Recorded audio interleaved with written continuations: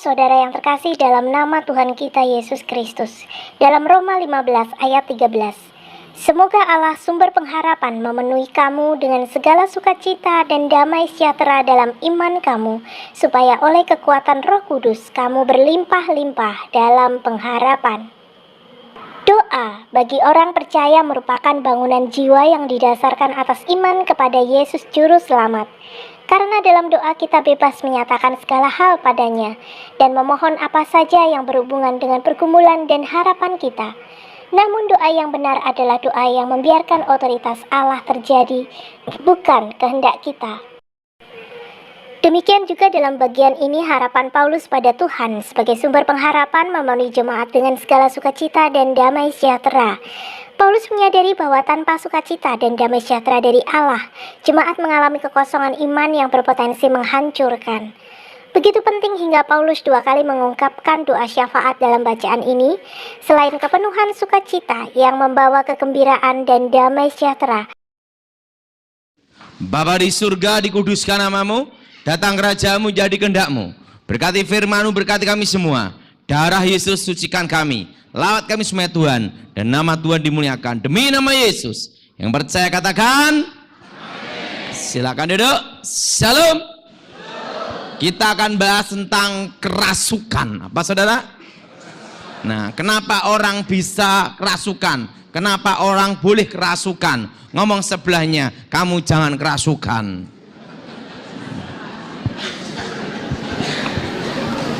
Mari kita buka Alkitab kita dalam Injil Markus pasal yang kelima.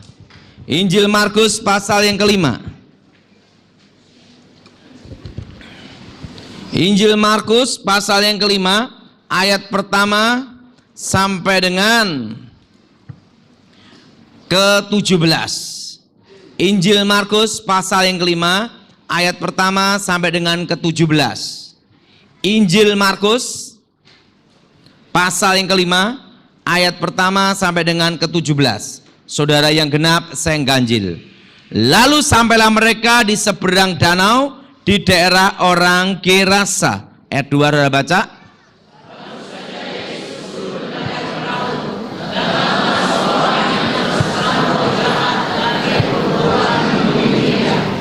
Orang itu diam di sana dan tidak ada seorang pun lagi sanggup mengikatnya sekalipun dengan rantai.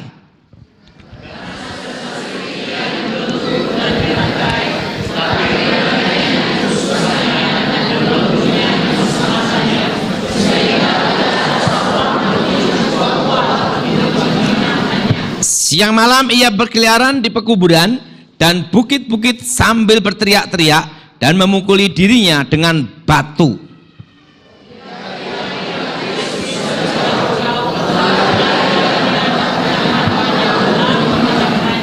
Dan dengan keras ia berteriak, apa urusanmu dengan aku? Hei Yesus, Anak Allah yang Maha Tinggi, demi Allah jangan siksa aku.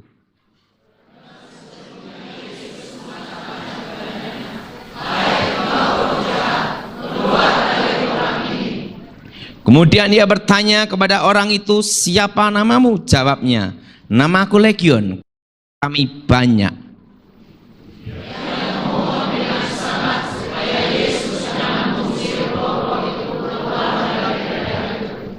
Adalah di sana di lereng bukit sejumlah besar babi sedang mencari makan.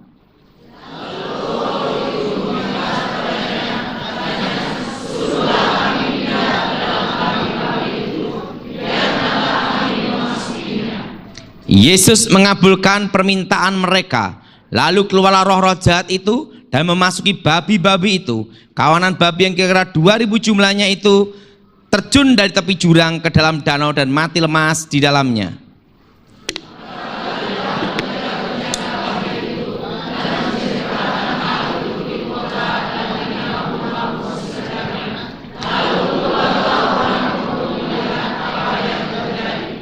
Mereka datang kepada Yesus dan melihat orang yang kerasukan itu duduk sudah berpakaian dan sudah waras.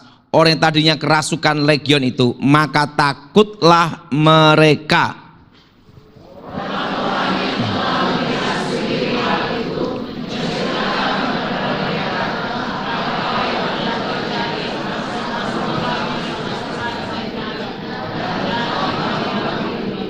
Lalu mereka mendesak Yesus supaya ia meninggalkan daerah mereka.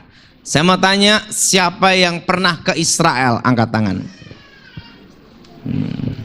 Yang belum pernah, angkat tangan. Kasihan. Nah, saya sudah ke Israel 2 kali dan free, gratis, karena saya pemandunya. Gerasa itu tempatnya gersang kering, dan di situ ada kuburan-kuburan kuno. Pada waktu Yesus ada di Gerasa, ada orang kerasukan legion, dan dia berkata, Yesus anak Allah Maha Tinggi, jangan siksa aku. Nah saudara, kenapa orang boleh kerasukan? Semua kasus kerasukan itu pasti ada penyebabnya. Nah, apa yang disebut namanya kerasukan? Yang disebut kerasukan adalah namanya pengambil alihan. Apa saudara? Apa saudara? Pengambil alihan. Nah, orang kerasukan itu roh manusia dibuat tertidur di alam mimpi.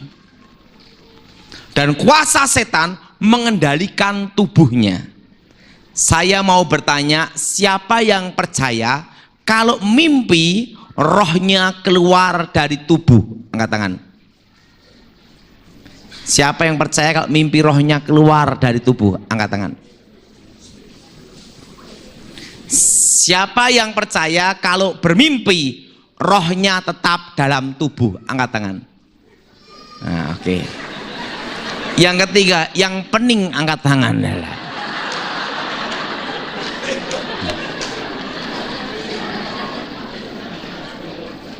Tanda di dalam diri manusia ada roh manusia itu adalah nafas.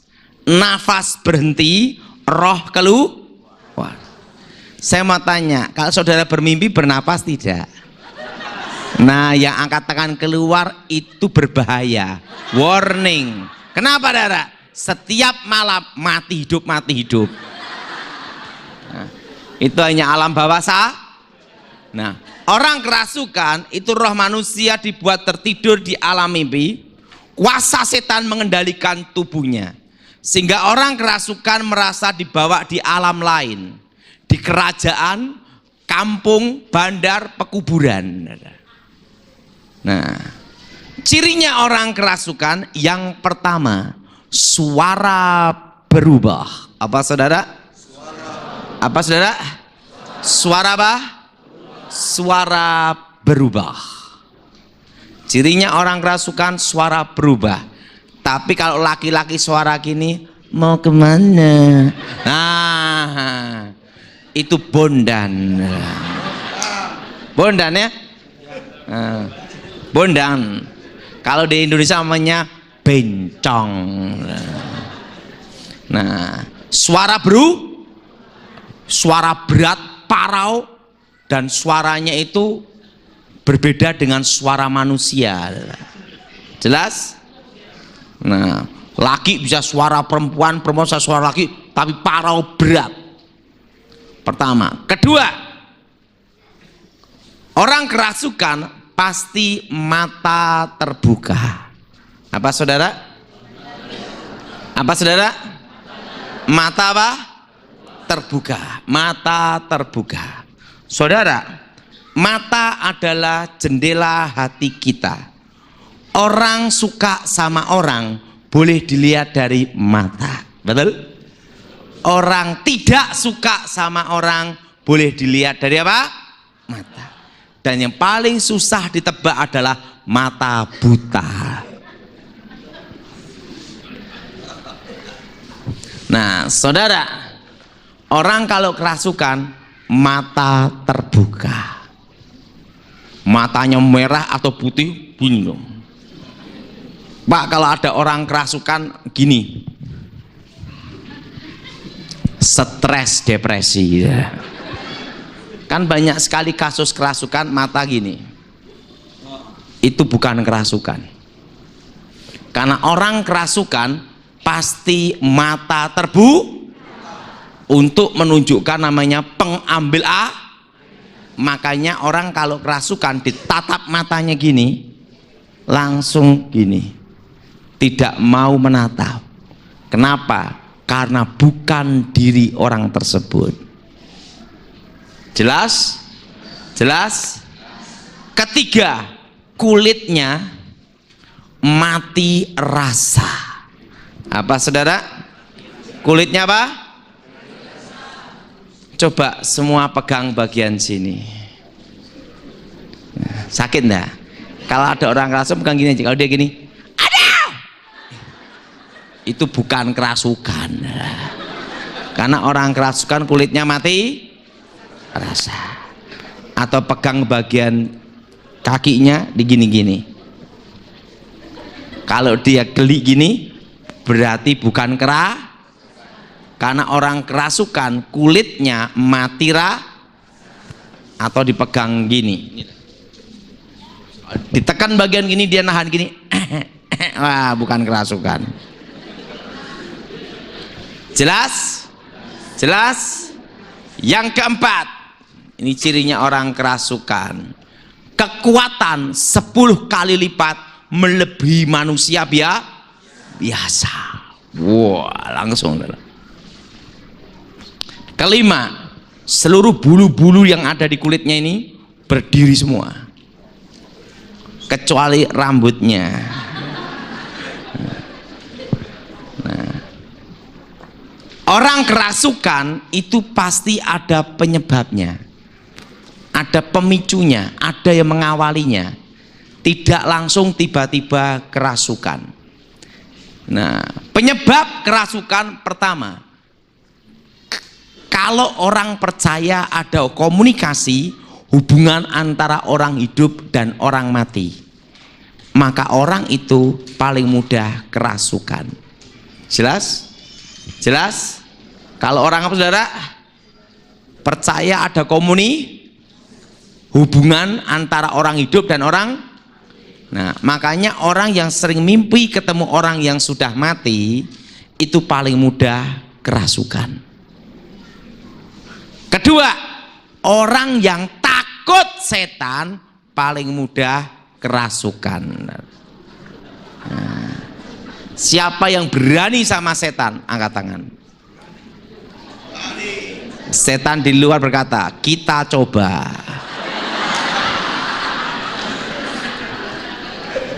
Orang yang takut setan paling mudah apa? Apalagi ke toilet, ke tandas, takut, minta ditemani. Nyanyinya gini, oh Tuhan pimpinlah jalanku, ku tak berani jalan sendiri. Setan lihat, memang Tuhan pimpin kamu, tapi aku ingin tengok kamu. Oh. Makanya orang kerasukan wajahnya adalah wajah ketakutan semua. Misalnya waktu setan itu selalu suka tempat anehnya justru ditandas. Makanya banyak sekali kasus kerasukan itu kejadiannya di toilet, tandas. Nah, nah waktu ke tandas dia gini, dia gini, langsung. Makanya banyak kasus kerasukan itu karena apa? Ketakutan. Yang ketiga, orang yang suka ngalamun. Tahu ngalamun? Mengkayal.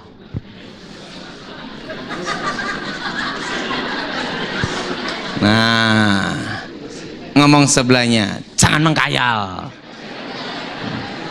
Itu paling mudah Nah, yang keempat, orang yang suka menyendiri, makan sendiri, jalan sendiri, kemana-mana sendiri, lama-lama berbicara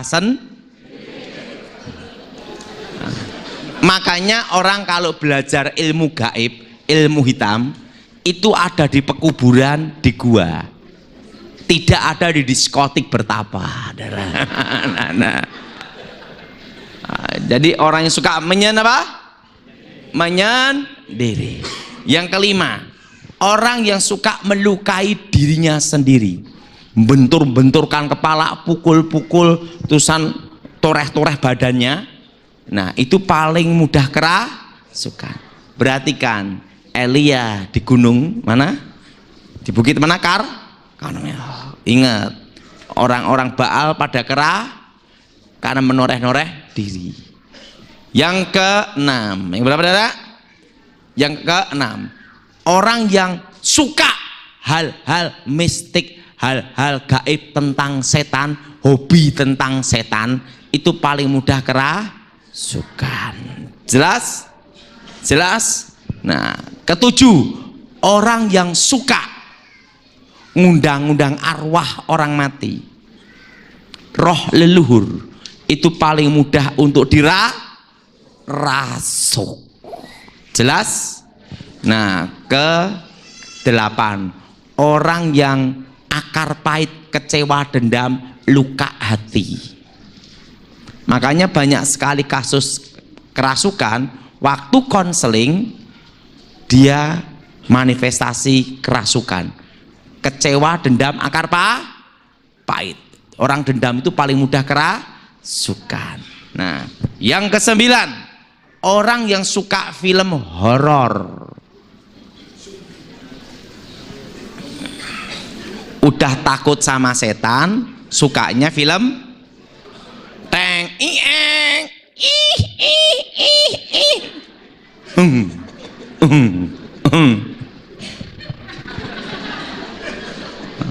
Yang ke-10, orang yang suka musik rock metal dunia. Suka musik apa? Nah, musik boleh dipakai Tuhan, tapi musik juga boleh dipakai setan. Hati-hati itu musik. Nah, ini penyebab kerasukan. Nah, bagaimana cara untuk mengusir setan, orang yang kerasukan? Perlu saudara tahu bahwa setan tidak boleh mati. Kalau langsung diusir, demi nama Yesus, keluar, langsung pindah ke sini. Keluar, pindah ke sini. Akhirnya berminggu-minggu melayani setan pindah. Nah, ada yang juga dalam pengusiran setan, mata harus terbuka, jangan tertutup. Demi nama Yesus, buka mata, orangnya sudah tidak ada. Kemana? Makan food court. Harus apa? Buka apa? Buka apa? Buka mata. Dan ingat, orang kerasukan itu 10 kali lipat melebihi manusia biasa. Jadi kalau kerasukan harus ada tekniknya. Nanti saya beritahu tekniknya. Ini kursi-kursi ini semua hancur semua. Kekuatan 10 kali lipat. Bayangkan kalau misalnya setiap hari ada orang kerasukan dilayani gereja, gerejanya bankrupt, bangkrut, betul enggak? Kursi, alat musik semua hancur semua, ganti baru besok hancur lagi, ganti baru besok hancur lagi. Makanya dalam pelepasan harus tahu apa? Teknik. Nah, bagaimana tekniknya? Ingat, setan tidak boleh mati. Suatu kali ada orang kerasukan membawa senjata tajam kayak celurit. Tahu celurit? Modelnya gini, sabit gini. Wah, yang layani demi nama Yesus, sabit lari. Jadi yang ngelayanin dikejar pakai sabit. Itu pernah kejadian. Pernah apa? Jadi yang layani iman si iman, tapi ini sabit. Dikejar. Nah, dan ini orang ini kerasukan. Nah, saya diminta waktu itu. Ingat, Alkitab berkata, apa yang kau ikat di bumi terikat di surga. Apa yang kau lepas di bumi terlepas di kata-kata kuasa. Waktu ada orang kerasukan pakai sabit, pertama, ini saya semua, nama Tuhan Yesus kami ikat. Kenapa diikat? Untuk membatasi manifestasi. Kalau tidak diikat dulu, ini semua bisa hancur, ini alat musik. Nah, kalau setiap hari gereja melayani kasus kerasukan, tidak tahu cara dan tekniknya, gerejanya gimana, saudara? Hari ini pasang alat musik, hancur. Besok pasang lagi, hancur. Besok pasang lagi, hancur. Lah kalau setiap hari melayani pelepasan 10 orang gimana? Harus ada apa? Teknik. Ini semua dalam nama Yesus kami ikat. Pernah ada kasus kerasukan. Wah, orangnya gemuk, hitam lagi. Nah, saya di samping saya tiba-tiba kerasukan tetangga rumah. Gua kerasukan bawa kursi tahu kursi, bangku. Saya telanjur masuk di kamar saya. Mundur tembok, maju kursi.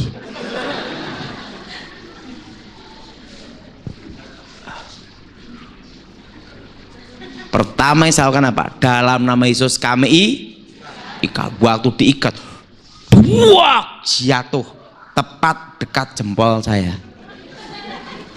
Makanya dalam pengusiran setan, dalam nama Yesus kami hancurkan, patahkan, hancurkan. Kenapa dipatahkan, dihancurkan?